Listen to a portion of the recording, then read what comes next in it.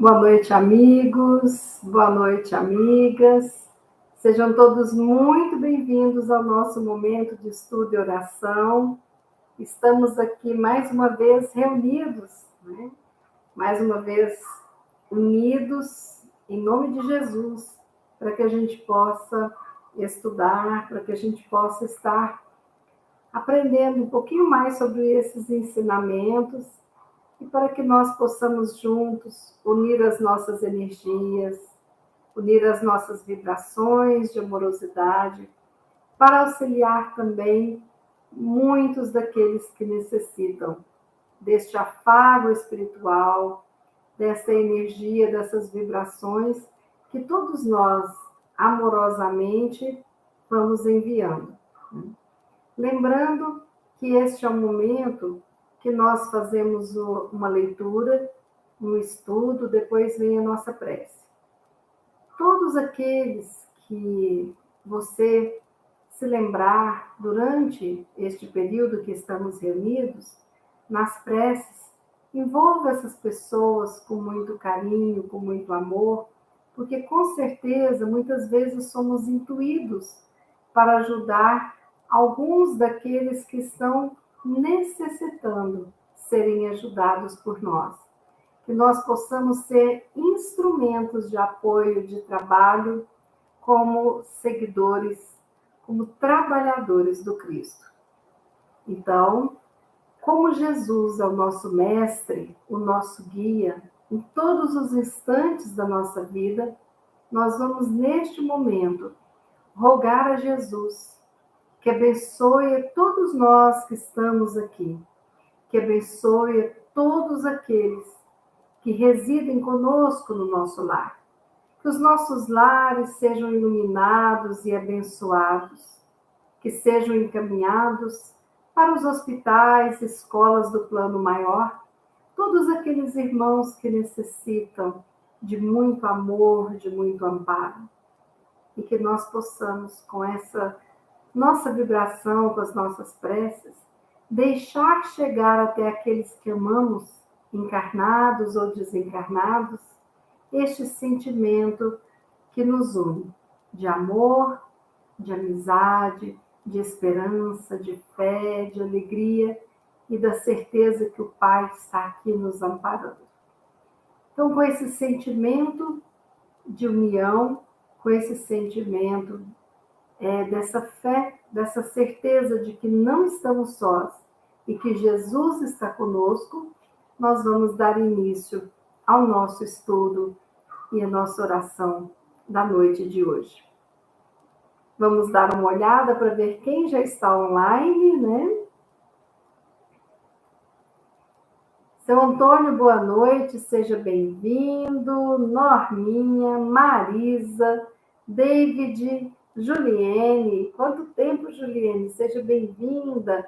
Beth, Dona Vera, seu Paulo, Dona Ivani, Dona Maria Laura, Narcisa, quanto tempo, Ricardo, Dona Margarida de Uberaba, terra do nosso querido Chico, né? Muito obrigada pela presença, pelas mensagens carinhosas e obrigada pela presença de vocês que não colocaram as suas mensagens no chat, mas que estão nos acompanhando aqui, né? Lúcia, boa noite, seja bem-vinda. Hoje nós vamos dar uma estudada neste livro aqui, Meditações Diárias. Tem essa coleção Meditações Diárias, mensagens do Dr. Bezerra, de Emmanuel. Esse aqui é do Espírito André Luiz, autor de Nosso Lar, da série Nosso Lar, que são vários livros, né? E de mensagens maravilhosas que trouxe através do nosso querido Chico, da sua mediunidade, um esclarecimento de como é a vida no plano espiritual. Muita gratidão a esse espírito trabalhador maravilhoso nas nossas vidas. Obrigada, André Luiz. E vamos agora ler um capítulo cujo título é Sinceramente.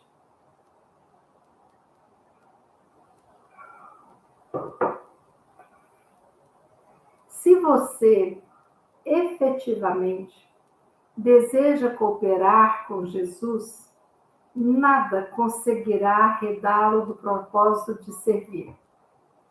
Mesmo sob circunstâncias adversas, saberá encontrar recursos para que o bem se manifeste através das suas mãos. Ao invés de inspirarem-lhe desânimo, os percalços naturais do caminho ser-lhe-ão apelos à perseverança e convites ao devotamento. Não perderá tempo reclamando situações de privilégio ou esperando condições mais favoráveis ao cumprimento do dever. Por mais insignificante que considere a sua tarefa, procurará desempenhá-la com a responsabilidade daqueles aos quais a vida já confiou encargos maiores. Se acontecimentos inesperados lhe impuserem limitações ao campo de ação pessoal, não se acanhará de tornar as suas próprias origens no serviço de natureza espiritual, com alegria e com esperança, que lhe assinalaram os primeiros passos na senda do aproveitamento. Compreenderá que todo sofrimento é lição, agradecendo a dor a experiência adquirida na cartilha da provação. Preferirá ser desagradado pelos que ainda não conseguem aceitá-lo, como é, do que desagradar a sua consciência, que lhe ensina a ser melhor a cada dia que passa. Na companhia de amigos ou solitário, seguirá adiante, sem se deixar absorver exclusivamente pelos propósitos de ordem material, lutando a todo custo pela emancipação íntima, reconhecendo que toda construção sólida no reino do Espírito se alicerça ao sacrifício. Se você sinceramente deseja acompanhar o Mestre na jornada de volta para Deus, tome a sua cruz sobre os ombros e não perca de vista, em meio às surpresas e desafios da estrada. Mensagem bonita essa, né? Quando eu li o título, sinceramente, eu fiquei pensando, né? Do que se trata essa mensagem? Comecei a ler e é aquele recadinho que a gente dá às vezes, né? Olha, fala sério. Assim, assim, assim. Olha, sinceramente, eu creio que. Então, esse sinceramente vem dar uma ênfase nessa mensagem de André Luiz para que a gente não desista, para que a gente não esmoreça, para que a gente não deixe de seguir o caminho que escolhemos, de estar na estrada seguindo Jesus. E aqui ele é muito claro, não o perca de vista. Né? Então, nós temos aqui algumas falas que tocam profundamente ao nosso coração, porque eu acredito que nenhum de nós deixamos de passar por alguma situação que entra bem dentro desses exemplos de André Luiz. Quantas vezes já pensamos em desistir? Quantas vezes já nos cansamos e achamos que não daríamos conta do próximo passo? Quantas vezes já nos ofendemos? Quantas vezes fugimos dos nossos sacrifícios? Todos nós, em algum momento, já passamos por isso. Mas essa mensagem de André Luiz, ele vem como se ele tivesse aquele cajado do pastor e nós fôssemos aquela ovelha que está se perdendo do rebanho que segue Jesus. E essa mensagem vem como aquele cajado em forma de arco, né? Parece uma bengala grande, que alcança o nosso pescoço e nos traz de volta. Não é bem assim, não é por aí, não desista, vem cá, fica com a gente. Né? Porque quando a gente escolhe seguir Jesus, nós nunca estamos sozinhos. É impressionante como a espiritualidade atua, nos ajuda e está conosco o tempo todo. Inúmeras vezes nós temos consciência, mas na maioria das vezes nós não temos a consciência dos livramentos e dos passes, das energias, de todo o trabalho que é feito para nos dar a força necessária de continuar adiante.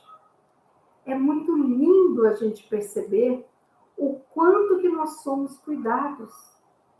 Mas isso fica mais lindo ainda no nosso coração quando a gente tem a certeza de que nós seguiremos adiante e que agradeceremos toda a ajuda, todo o amparo, mas seguiremos adiante. Olhem como que André Luiz começa. Se você efetivamente deseja cooperar com Jesus, nada conseguirá arredá-lo do propósito de servir, mesmo sob circunstâncias adversas, saberá encontrar recursos para que o bem se manifeste através das suas mãos. Gente, isso aqui é o resumo da lição, né? Que coisa maravilhosa. Olha, quando a gente pensa em quem codificou a doutrina espírita, vamos lembrar de Kardec. Ah, Bia, mas você está dando um exemplo? Kardec é Kardec. Não. Nós todos, toda a humanidade foi criado igualzinho. Nós todos fomos criados espíritos bem ignorantes, para que a gente pudesse ir aprendendo e voando com a asa do amor, com a asa da sabedoria e galgando novos patamares. Então, se alguns estão numa situação de maior luz, ou mais sabedoria, ou fé, é porque a pessoa teve vários momentos em que, diante do livre-arbítrio, fez escolhas melhores que nós. E se nós temos pessoas que vêm atrás de nós, nos enxergando como luz, é porque em muitos momentos essas escolhas foram feitas por nós. Nós não somos mais aqueles espíritos simples e ignorantes. Nós já atravessamos muitas estradas. E nós estamos numa parte do caminho que a gente já compreende. Nós que estamos aqui reunidos, nós já aceitamos Jesus nas nossas vidas. Olha que coisa maravilhosa. Temos espíritos encarnados no orbe terrestre que nem sabem quem é o Cristo, né? E outros que ouvem falar, mas que negam. Outros que não acreditam. Outros que lutam contra.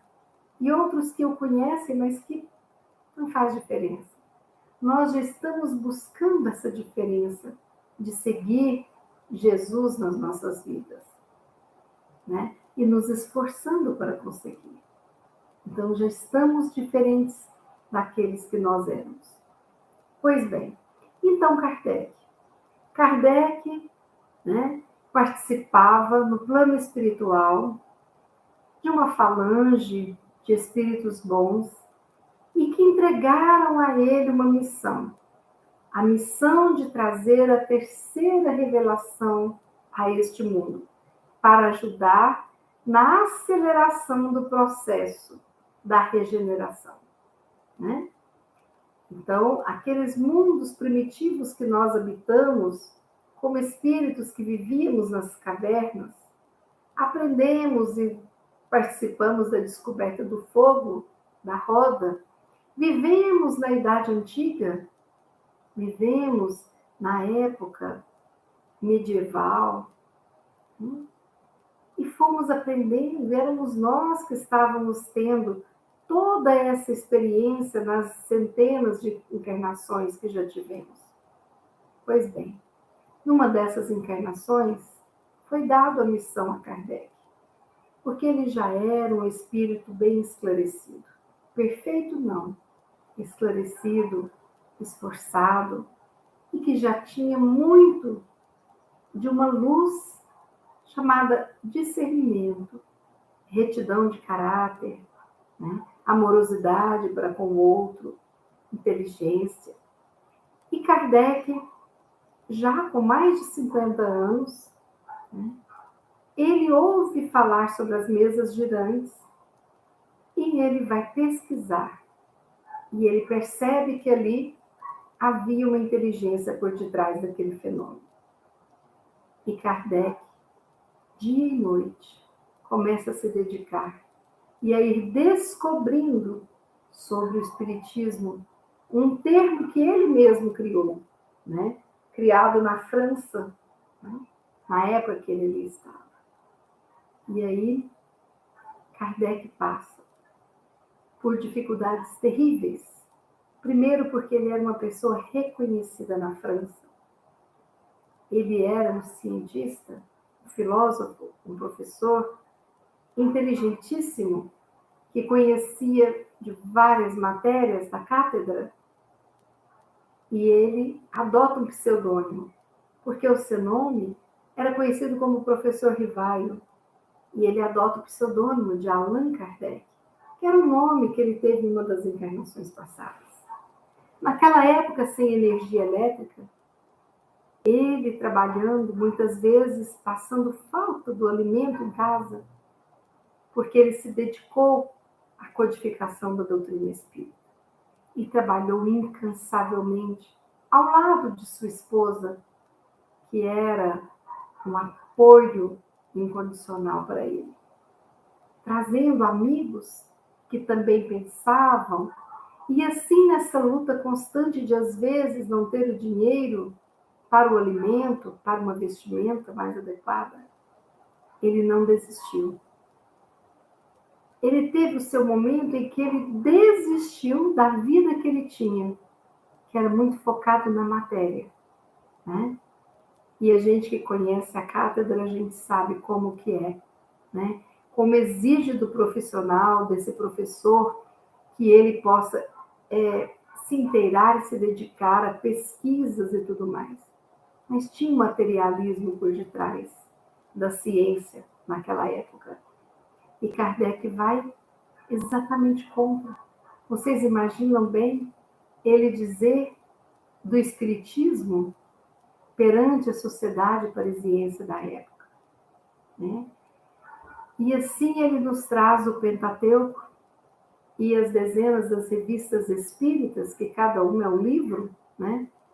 Os artigos, e ele participa ativamente. E ele consegue trazer o livro dos Espíritos como sendo o primeiro. E fez uma revolução tremenda. Quantas noites Kardec não chorava de solidão? Quantas noites ele pensava que não ia dar conta e de repente uma força nova, inovadora chegava dele. Não é que ele fez o que fez por ser Kardec.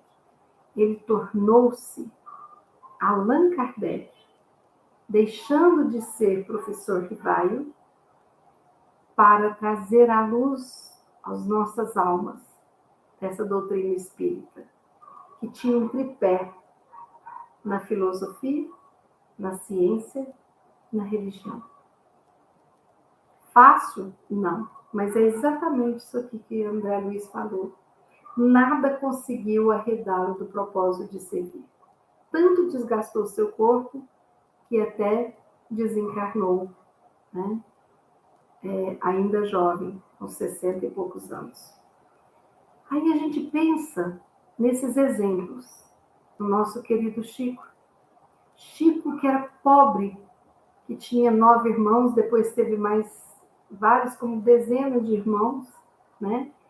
E ele com aquela mediunidade, desde pequenininho, 5 anos de idade, já aflorada. Chico numa cidade do interior do Brasil, sem compreender nada, mas tinha um coração bom. Quando foi dito a ele da missão dele, ele abriu mão. E um dia ele estava se sentindo solitário, porque desejava ter uma família, uma esposa, filhos. E Emmanuel falou, não dá. Porque você tem que fazer pelo menos 30 livros, né? Então não dá para você ter um lar e se dedicar. E os 30 viraram 50, 70, 100. E ele não parou. E nos deixou aí quase 500 livros. Abriu mão de se casar e ter filhos, porque adotou a todos nós como filhos, porque ele era um pai e uma mãe de todos nós, e ainda é. E Chico abriu mão de conviver com a família, porque um dia ele atendia o sofrimento alheio a qualquer hora do dia, da noite, da madrugada. E o pai e as irmãs já não suportavam mais aquela casa de peregrinação, toda hora batendo na porta, e conversaram com ele, e pediram que ele pudesse deixar de atender as pessoas ou que ele se mudasse. E o Chico faz a sua malinha e sai de Pedro Leopoldo e vai para Uberaba, abrindo mão da sua família, daqueles que ele tanto amava, da convivência diária, para poder residir em outra cidade, para poder seguir a sua missão. Chico amava a música, um espírito alegre e feliz, e amava piano, e tinha um sonho, que era tocar piano. Alguém que foi ajudado por ele, né? Não sei se na década de 50 ou 60, não me lembro. Não me lembro que eu não era encarnada, não me lembro da leitura, tá, gente? Então, Chico ganha de uma pessoa um piano e chega na casa dele. E o Chico fica maravilhado com aquele piano. Começa a dedilhar aquele piano, né? E pensa, eu vou aprender a tocar piano. De repente chega Emmanuel e mais uma vez dá a notícia para ele. Chico, se você for dedicar a esse, nós deixaremos de atender muitos irmãos necessitados. E nós temos essa missão para cumprir, Chico. Devolva o piano. E Chico, com lágrimas nos olhos, devolveu o piano. Então, ele não tinha férias. Ele trabalhava na secretaria, no Ministério da Agricultura, e lá aposentou. Trabalhava 8 horas por dia, todos os dias. Nunca faltava do trabalho. Saindo sangue dos olhos, ele psicografando os livros que nós hoje lemos, né? Adotou um filho, Eurípides, né? Que residia na sua casa. E ele adotou a todos nós e assim escrevia, psicografava. Sentia dores terríveis no coração, porque tinha angina, perdeu uma visão, os olhos complicados, problemas na próstata, depois com mais idade, depois problemas cardíacos, né? E assim, aquele corpinho mirrado, mais de um espírito gigante, que a gente não sabe mensurar a altura. E assim Chico ia fazendo isso aqui. Mesmo sob circunstâncias adversas, saberá encontrar recursos. Aí a gente pensa naquela mulher pequenininha, de 1,5 m, se tivesse, magrinha, que andava puxando um balão de oxigênio porque tinha um problema pulmonar grave, com 40% apenas do pulmão funcionando. E ela decide construir um hospital para abrigar inúmeras pessoas que não podiam pagar, que não podiam ser tratadas e curadas. E dormia numa cadeira velha na recepção desse hospital. E tinha o nome de Irmã Dulce. E ofereciam para ela todo um dinheiro para comprar uma nova cadeira. E ela ria e falava, de jeito nenhum vou comprar uma nova cama para esse hospital. Claro que com essa dificuldade pulmonar, ela tinha dores, ela tinha falta de ar, mas isso não era motivo daquela pequenina, gigante mulher desistir de nada. Assim a gente vê o nosso querido Divaldo, ainda encarnado, com 94 anos, né? E ele está na cadeira de rodas, magrinho, mas a hora que ele solta o verbo parece um homem de 20 e poucos anos, tamanha vivacidade.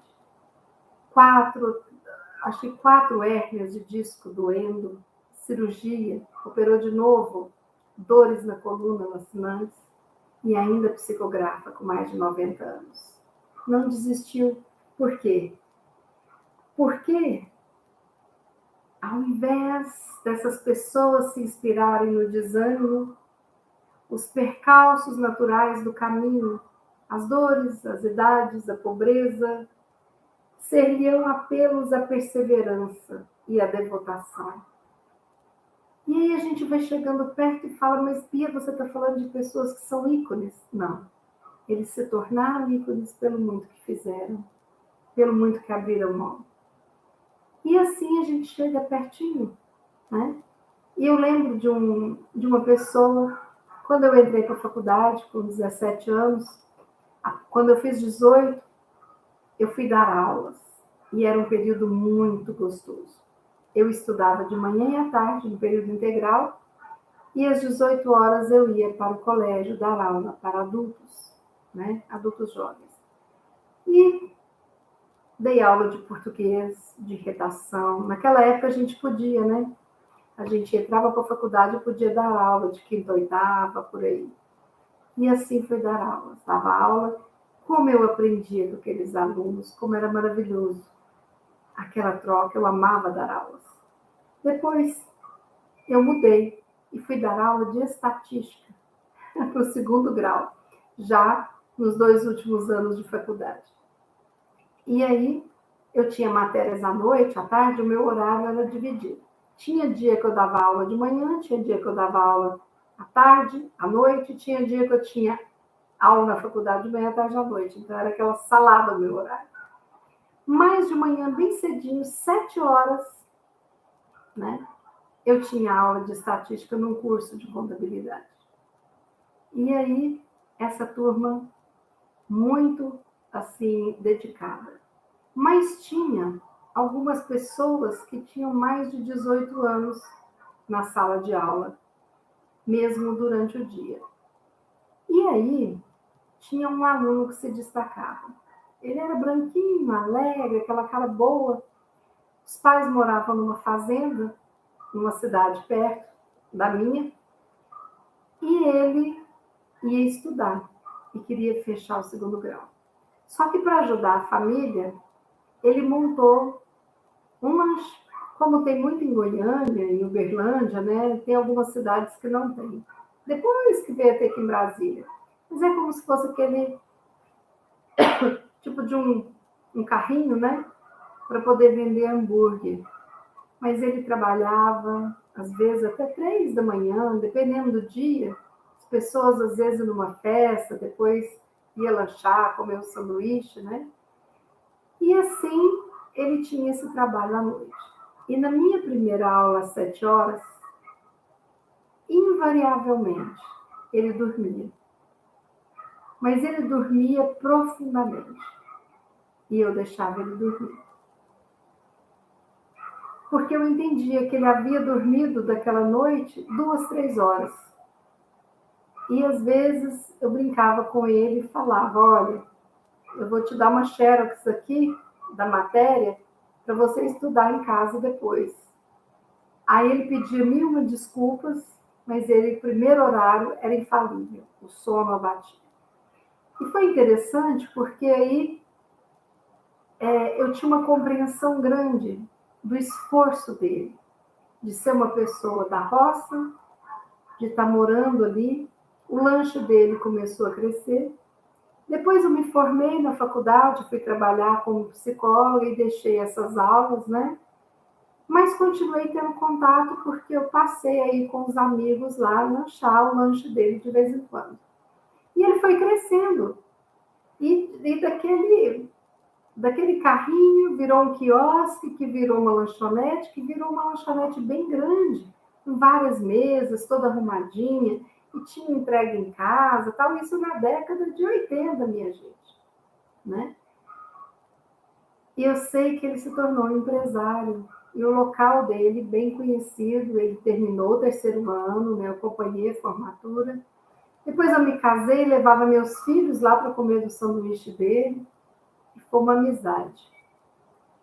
E ali eu percebia que era muito bacana ver como ele cresceu, como ele se tornou um empresário, como ele se dedicava e como ele era bacana com os clientes, né? E quantas vezes ele não quis cobrar o lanche quando a gente ia lá. Quantas e quantas vezes ele presenteava a mim e os meus filhos. Porque ele falava, foi muito importante você me deixar dormir naqueles momentos. Depois, quando eu podia, eu estudava, eu revia a matéria, mas naquele momento eu não dava conta. Nada vem de graça. Quando André Luiz fala do sacrifício, não é um sacrifício reclamão. Ai, credo, que horror, eu tenho que fazer isso. Não. É aquele sacrifício de abrir mão de um prazer passageiro para você focar naquilo que é eterno. Será que uma pessoa que está muito apaixonada, será que ela vai reclamar de dirigir na chuva para chegar e encontrar com a namorada no restaurante ou na casa dela? Não vai. Não tem chuva de canivete que impeça a pessoa namorada de conhecer a outra, de ver, de se encontrar. Não é mesmo? Então, se a gente está focado, seja num concurso, o estudo passa a ser um momento de um sacrifício do cinema, das festas, mas a gente enxerga mais além. E se a gente deseja servir Jesus, a gente consegue abrir mão de muita coisa, dos melindres, da nossa mesquinhez, a gente consegue abrir mão do nosso egocentrismo e passa a enxergar o outro. Se eu estou condoída com a tragédia de Petrópolis, eu sei que basta eu acionar o meu Google como ajudar Petrópolis de Brasília, tem os pontos de ajuda. Se eu quiser orar, né? Se eu quiser ir até lá, eu vi que teve um professor que encheu a caminhonete de recursos e foi dirigindo para lá, não deu conta de ficar na casa dele. Muitas pessoas são assim. Não dão conta de assistir o sofrimento alheio sem fazer algo. Que nós possamos ser pessoas, que nós possamos acordar para a verdadeira vida. E como diz André Luiz, por mais insignificante que seja a nossa ajuda, já é algo. Eu me lembro que nós ajudávamos algumas famílias carentes e teve uma enchente, né? E aí, no Rio, isso tem vários anos, deve ter uns 10 anos. E eu lembro que a gente ajudava, e uma pessoa que era ajudada e que ganhava, assim, um Bolsa Família, essa pessoa comprou 2 litros de água mineral. E quando nós fomos lá entregar a cesta básica, ela veio com um sorrisão no rosto e falou, Bia, leva para mim no posto de coleta, eu comprei essa água para ajudar a me encher lá do Rio. Rio, não, acho que foi Santa Catarina. Isso mesmo, Santa Catarina. Aí, gente, aquilo que me comoveu, porque aquilo significava um caminhão de águas para quem tem recurso, sabe? Então, quantas vezes a gente vê pessoas doando o seu tempo, a sua energia, para orações, para ações que aproximem os seus corações do de Jesus. O que Jesus falou? Cada vez que fizerem a um desses pequeninos, a mim estaria fazendo. Às vezes eu estou sem dinheiro, sem comida, mas eu tenho um ouvido que me faculta escutar alguém. Eu tenho uma boca que me permite falar algo de bom. Às vezes eu não tenho tempo, mas tenho dinheiro. Eu posso fazer a doação para quem vai fazer o trabalho, né? E por assim vai. Quando eu vou no centro ou numa igreja, lá Eu estou fazendo a caridade de encaminhar aqueles irmãozinhos que me acompanham e que precisam de ser encaminhados para os hospitais.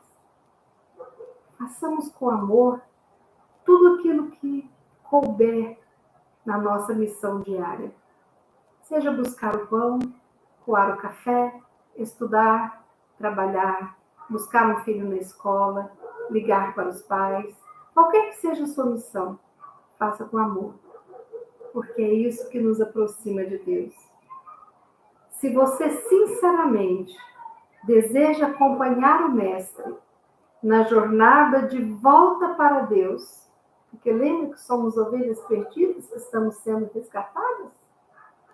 Tome a sua cruz sobre os ombros e não o perca de vista. Em meio às surpresas e aos desafios da estrada, sigamos a luz maior deste mundo chamado Terra, que é Jesus. Vamos fazer a nossa prece.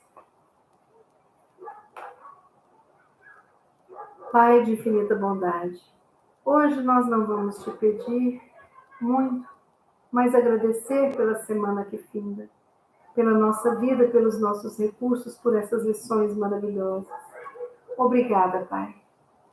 Rogamos muita luz para todos nós, para que possamos ter a coragem de sermos pirilampos nas estradas escuras das noites das pessoas que atravessam o nosso caminho.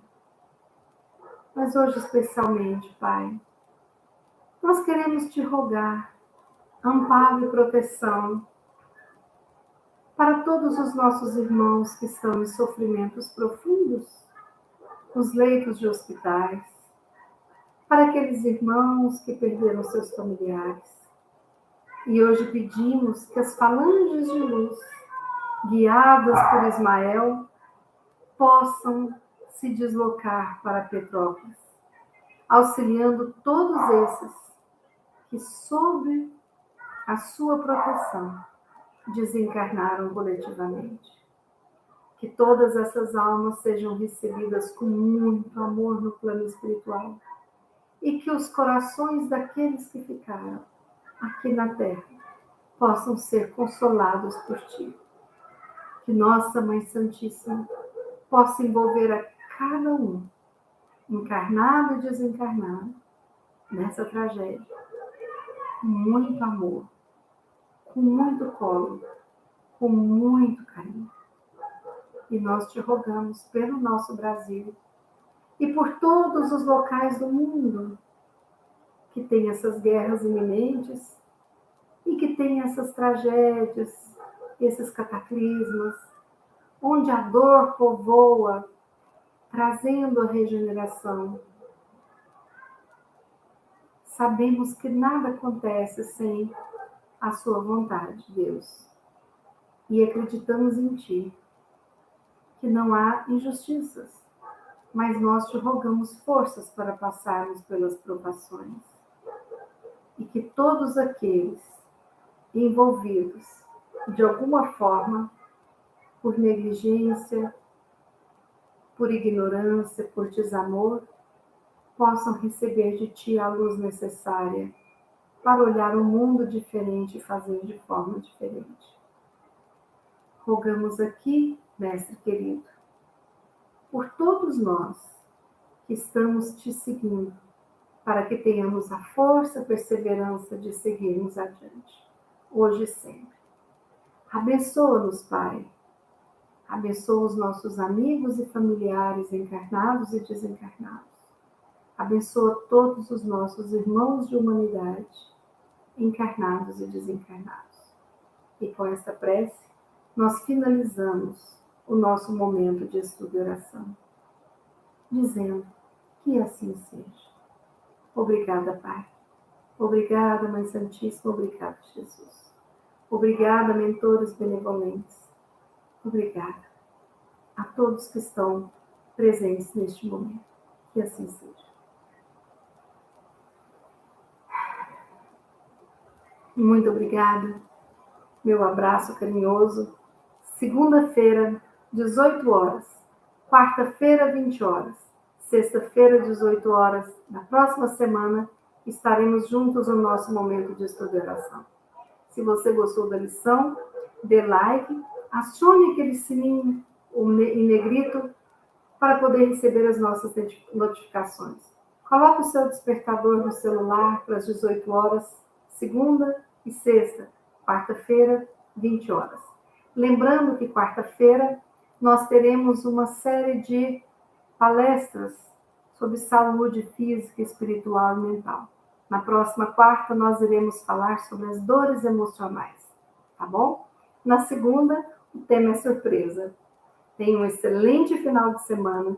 Que Jesus abençoe os lares de todos nós. E até segunda, se Deus quiser. E como eu sempre brinco, Ele há de querer. Boa noite, amigos. Boa noite, amigas.